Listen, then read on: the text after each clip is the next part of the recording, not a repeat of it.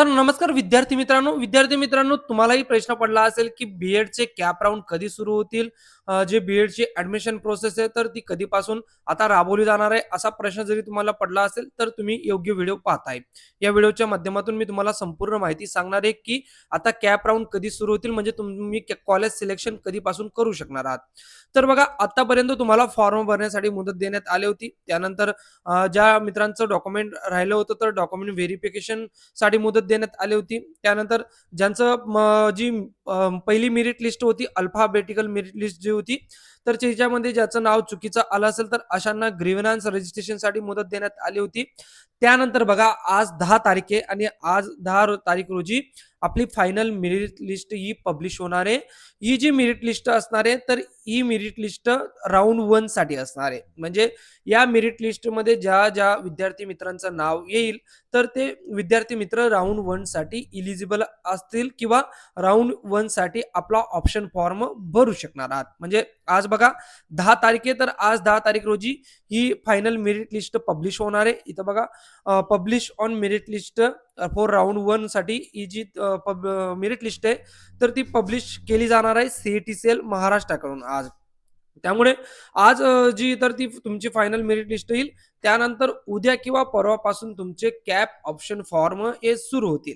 जो राउंड पहिला असेल तर त्या राउंड पहिल्यासाठी जे कॉलेज तुम्हाला निवडायचे तर ते कॉलेज तुमचं निवडणं सुरू होणार आहे.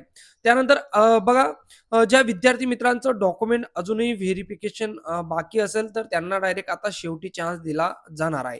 त्यामुळे ज्यांचं डॉक्युमेंटमध्ये काही प्रॉब्लेम आला असेल किंवा काही क्युरी आली असेल आणि ती आपली क्युरी सबमिट करू शकले नसतील, तर अशा विद्यार्थी मित्रांना राउंड 2 मध्ये शक्यतोवर चान्स दिला जाऊ शकतो, परंतु शेवटी त्यांना नक्की चान्स दिला जाईल. वन्स अगेन अजून एक मेरिट लिस्ट ही पब्लिश होईल आणि त्या मेरिट लिस्टच्या अकॉर्डिंग त्यांना चान्स आज दिला जाणार आहे. तर अशा पद्धतीने पुढचं शेड्यूल असणार आहे. रजिस्ट्रेशन तुमचं 2/7/2026 ते 31/7 पर्यंत देण्यात आलं होतं.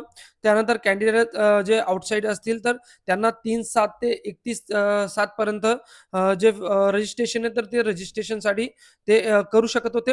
त्यानंतर E security and document verification हे बघा 2/7 ते 2/8 पर्यंत देण्यात आलं होतं. त्यानंतर डिस्प्ले अल्फाबेटिकल मेरिट लिस्ट तर ती 4 तारीखला बेटिकल मेरिट लिस्ट आली होती.